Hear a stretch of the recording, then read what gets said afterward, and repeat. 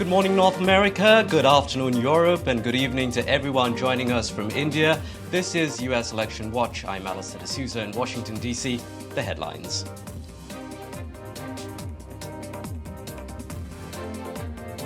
JD Vance and Tim Walz face off in first vice presidential showdown. It comes amid escalating global tensions with Iran attacking Israel.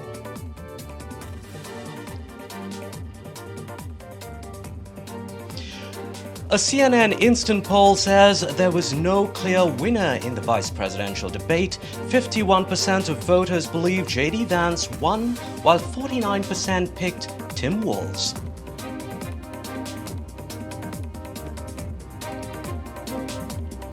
Donald Trump says he will veto a national abortion ban, tweeting, "Everyone knows I would not support a federal abortion ban."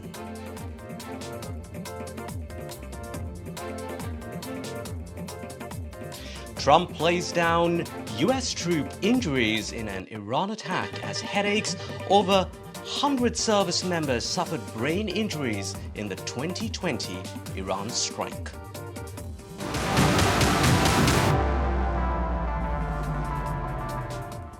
For more, we're now joined by Voice of America correspondent Jessica Stone. Jessica, the debate moderators asked both candidates to justify statements they've made about their personal records. How did they respond? Yes, they were both on the defensive at some parts of the debate, as you saw from parts of the piece that was just aired there. Walz was asked, in fact, about why he said he was at the Tiananmen Square protests in Beijing when, in fact, he was not. His response was pretty memorable, according to analysts. Quote, "I'm a knucklehead about dates." Walz has also claimed he served in combat, which is false. Now, on the JD Vance side, he had some dances with the facts as well. He was asked whether Donald Trump lost the 2020 election, which of course is a fact, and he refused to answer. And as you heard in that story earlier, Walz called that a, quote, damning non-answer. So drawing attention to that stark difference. But analysts have also noted, as did your reporter there, that this was a very cordial airing of the differences in policy between these two tickets. This was much more about policy differences than personality differences, and that both of these vice presidential candidates really set a different tone of civility than we've seen in previous debates between the tops of the tickets. Allister? Right. So, Jessica, the big question, of course, how much will this debate move the needle for those undecided American voters? We still have some more data to gather in the next couple of days, especially with those all-important undecided voters. But a CBS News poll taken during the debate of voters literally put them almost dead even, 42% going to Vance, saying he won. 41% of those surveyed said that Walz won, and 17% said it was a tie. We also saw both of these candidates really try to reach out to those undecided voters, with the comments around abortion in particular, JD Vance taking a much more nuanced position than the ticket has in the past, saying that this should be about the states and how they decide it, but also that he thinks the party that he represents, the Republican Party, needs to earn back the trust of voters on this issue. Walz also said that he supported and that the ticket supports an all the above energy policy, meaning not only renewables, but fossil fuels as well. He tried to reassure voters about the cost of gas, and that's, of course, a huge election issue. So both of them taking the time to reach out to those voters because, as we know, they can make a huge difference. Back to you. Thanks very much indeed. That was Jessica Stone, Voice of America correspondent, joining us here on NDTV. Let's stay with all things debate now. We're joined by Anand Ahuja. He is with Indian Americans for Trump. We're also joined by Democratic strategist Spencer Critchley. He is former communications advisor for Barack Obama's campaign. Spencer, let me come to you first. A very civil debate, as we've been hearing, somewhat drab, you might say, in a good way. There was no name calling. Many were sure that Tim Walz would at least call JD Vance weird again. Only time we heard that word was when Vance himself used it, referring to climate change and gun control. What would you make of the mood of the debate? Actually, I'm a little bit concerned about the cordiality that's being celebrated, not because I don't believe it, and I very much do, and I think it's very important to have a civil debate. And I understand why people are longing for a return to civil debate in our politics. The problem here, though, is that I think that Tim Walz served to legitimize JD Vance as a candidate by appearing to take his ideas seriously and attribute good motives to him when he was just lying repeatedly. And the key issue in this campaign wasn't even addressed until the last question, which is who won the last election, which stands for do you support elections, which stands for do you support democracy? So none of the relatively cordial discussion of policy differences is relevant if one of the candidates represents a ticket that has been conducting an attack on democracy for years now and advertising its intentions to continue that attack. A very good perspective, different perspective there. Thanks, Spencer. Let me now head across to Anand. Anand, do you think that it was advantage Vance in last night's debate? I personally believe that Tim Vance did very well, and basically he was more effective as compared to his adversary Tim Walz in conveying the message to the masses. And I believe that he conveyed Trump's policies very well in yesterday's debate. Uh, uh, it will definitely make a difference amongst undecided voters, especially those who still have not made their mind to support Donald Trump. Right. And I believe that JD Vance articulated Trump's policies very well yesterday, especially when he All right, made his statement. Spencer, Anand, we have another guest. We have another guest, Gregory Hartley. He's a body language expert joining us, also a former Army interrogator. Thanks, Greg, for joining us this morning. Greg, what did you make of how Vance and Walz did plenty of memes online of Vance furiously taking notes while that debate was going on? I think those are different styles. Some people take notes, some don't. I don't read anything into that. What I will say is they were both very polite. Both of your guests have already said that. A certain amount of culture plays into that. Most body language and behavior has a cultural element. And there's a thing called Minnesota nice. And any person from Minnesota listening will know that means I don't necessarily mean what I'm saying. And there's contempt in their facial muscles to show that they had contempt for the ideas, if not the person. So I think they both showed a little bit of that in their body language. And as you walk through each of these things, you'll find a little. So what was it that stood out in terms of body language between the two of them?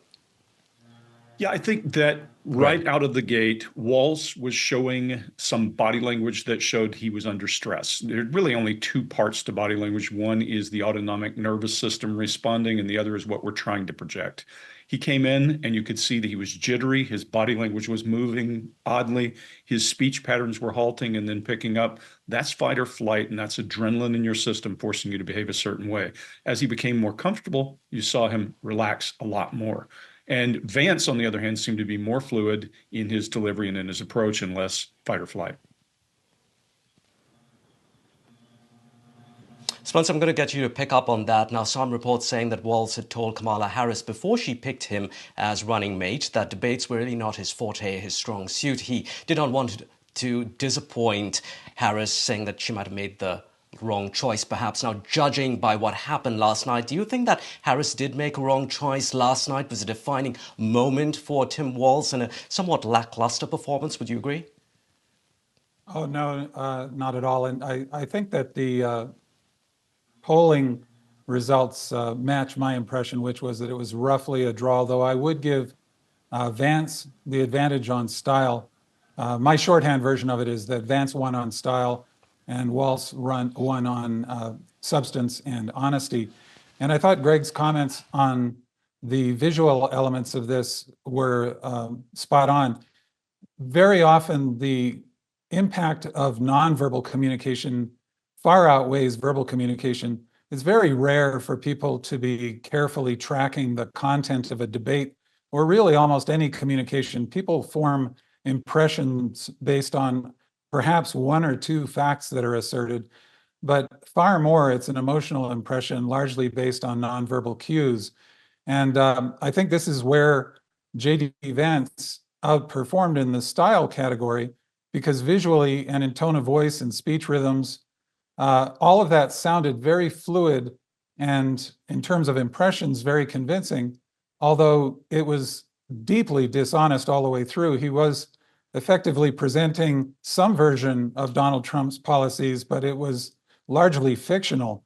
Portraying Trump as somehow being a champion of the Affordable Care Act, which he tried repeatedly to destroy, for example. So as I say, Walz was more substantive and far more honest, but his somewhat nervous appearance, the note taking, occasionally he would look over at Vance and kind of reflexively nod when Vance made a point, which I think is a big mistake. I think reflecting that Walz is a far less polished performer in a debate, but his favorability spiked up. Vance's favorability went up as well. And Walz's favorability leaped among independent voters who are crucial. So we have to hope that there are enough voters who respond to what amounts to, I think, Walz's authenticity, if not his polish. Okay, one of the most important portions of the debate, we alluded to that earlier, did Trump lose the 2020 election? Tim Walz asked JD Vance that pointed question. Vance's reply, I'm focused on the future. Many voters are worried that Trump will not concede if he wins. Anand, how do you feel about Vance's response last night? And more importantly, how worried should American voters be about that? So basically, everything depends. If the election is fair and square, then I don't think any candidate should hesitate to concede. But if the election is stolen, and then it is expected from the person who actually has won the election to concede, I little bit find it very funny. And I don't understand why Trump is being blamed for that when in 2016, when he won the election, Hillary Clinton took the same position what Trump has taken now. And secondly, Except that she did not.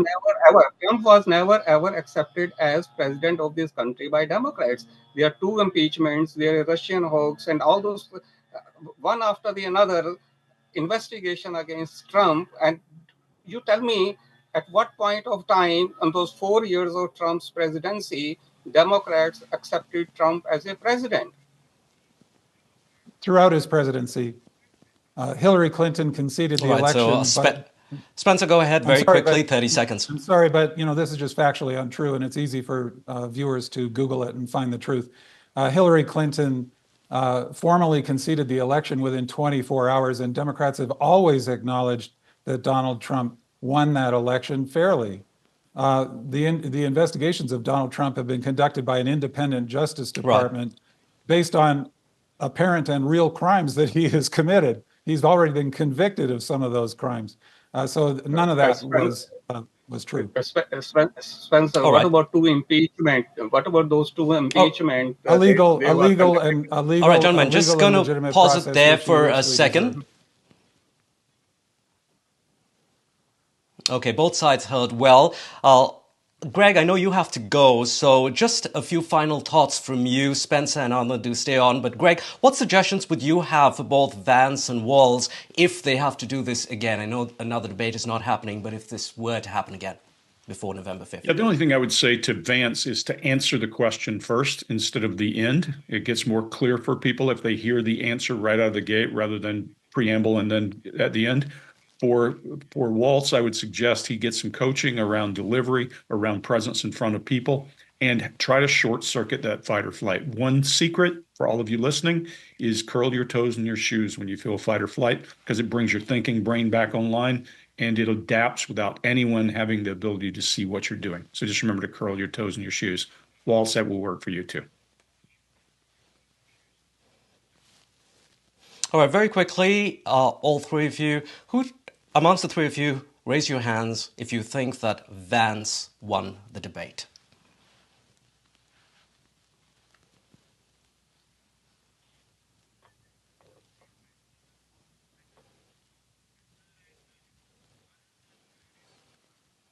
All right, so fortunately I can't see you right now, but we'll get that tally. So Spencer's the only one saying that that Vance did not win. So thanks for that, Greg. We're going to let you go at this point in time. Spencer and Anna, do stay with us because we want to have a look at what was said about Iran, as we know that the conflict there in Iran continuing to be a huge issue for the Biden administration. Now, Anand, to you first, really. In the debate that happened, we had Vance talking about Iran, saying that Iran received over $100 billion and unfrozen assets thanks to Kamala Harris. Now, Harris's administration did not have anything to do with that because that was during the Obama administration. So why this misleading claim really from Vance on the debate stage with regards to Iran? Correct me if I am wrong, but isn't it that Biden was vice president at that time and Biden was very much part of that deal? Isn't it that Biden is the one who negotiated that deal? Isn't it that the Obama administration was basically working at the advice of Biden at that time? But we're Isn't it talking that about Kamala Biden Harris, though. No, I can understand. Instead of using Spencer, go ahead. Kamala Harris name. Yeah, well, why the question being, why did JD Vance say something that was untrue? JD Vance was saying something untrue every time he answered a question. The economic statistics he cited were false. The Affordable Care Act stuff was false. The positions on abortion he cited were 180-degree flips from positions that Trump had announced within recent weeks. So similarly with the Iran deal, as the moderators phrased the question, however one feels about that deal, it was a deal that forestalled the development of nuclear weapons by Iran for many years to come. As soon as Trump got in office, he went back on that deal, which in itself is a very damaging thing for an American president to do, to reverse a formal treaty with another country. And he did not replace it with any deal, let alone a better one. And so Iran went ahead with developing their capability to develop nuclear weapons. And now, instead of that being perhaps, well, certainly if they had violated the deal, it would have been many months, if not years off. And under the terms of the deal, it was at least a decade off. Now they're within a week or two of being able to develop nuclear capability, thanks to Donald Trump. And of course, in the Trump-Vance universe, this is somehow Kamala Harris's fault. Can I respond to that? All right, aside from last night's debate, let's just take I have a question for you, actually, Anand. Just aside from last night's debate, let's take a bigger picture look at even Trump here, as we've been doing, and Harris. Now, Trump has charged Biden and Harris with empowering Iran. Trump sees himself as someone who can fix things. However, Anand, when Trump was president, he withdrew from the Iran nuclear deal, despite the opposition of some allies, souring those relations. So how will he be able to really fix this escalating crisis with Iran? Okay, first of all, thanks to Trump's foreign policy, especially with respect to Iran, that there was no such wars, there was no Middle East conflict at that time. There was no Russia-Ukraine war during Trump's time. So Trump was very strong and very effective as far as the foreign relation is concerned, as far as maintaining peace in the world is concerned.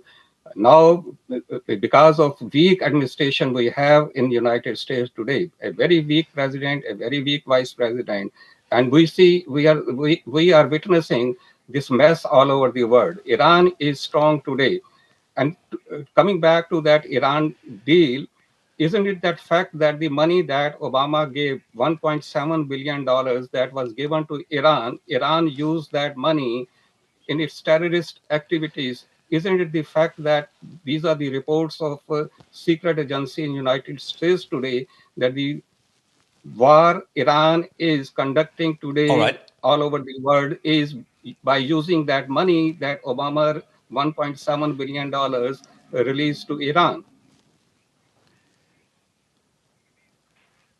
Spencer, Biden has steadfastly supported Israel in its war against Hamas, while really pleading for that ceasefire from the Israeli Prime Minister Benjamin Netanyahu. But Netanyahu has continued to resist that. There are fears that this is turning already into a regional conflict. Spencer, what are the options really for the Biden administration given this escalating situation, and we have an election just a few weeks ahead? Yes, if I may, first about that talking point that there was supposedly no conflict during the Trump administration. That's a favorite Trump Republican talking point. Sure. Russia was actually active in the Donbass, and of course there was conflict in the Middle East, and there is no magical personal quality of Donald Trump as a person that somehow terrifies foreign leaders into not conducting military operations. In fact, it's well known, most of them see him as a patsy who's easily swayed by flattery or minor favors. In the situation in the Middle East that we're facing now, I think it's deeply concerning. Many people overestimate the leverage that the United States has over Israel and over the other parties. Of course, it's significant because of the aid that the United States delivers to Israel, but as Israel has demonstrated, it will often act independently despite the risk of cutbacks in that aid. The United States has enacted cutbacks in military and other forms of aid to Israel in the past to express displeasure with Israeli actions going back decades. And it's uncertain how much influence that ends up having over the choices made by Israeli leaders. That said, I think that it's absolutely critical for the United States not only to act, but to be seen to act to support, first of all, the fundamental values that a liberal democracy is supposed to stand for. So among those values is Israel's right to defend itself, especially seeing the kind of attacks we've been seeing recently and going back to October 7th, the horrendous attacks of October 7th. But at the same time, a liberal democracy faces a heavier burden of conducting defense in the most humane way possible and doing everything possible to avoid civilian damage and casualties. Spencer Critchley and Anand Ahuja, thank you very much for your time this morning here on NDTV. Sorry, we've run out of time. We'd definitely pick up this conversation at another point, maybe in the weeks ahead.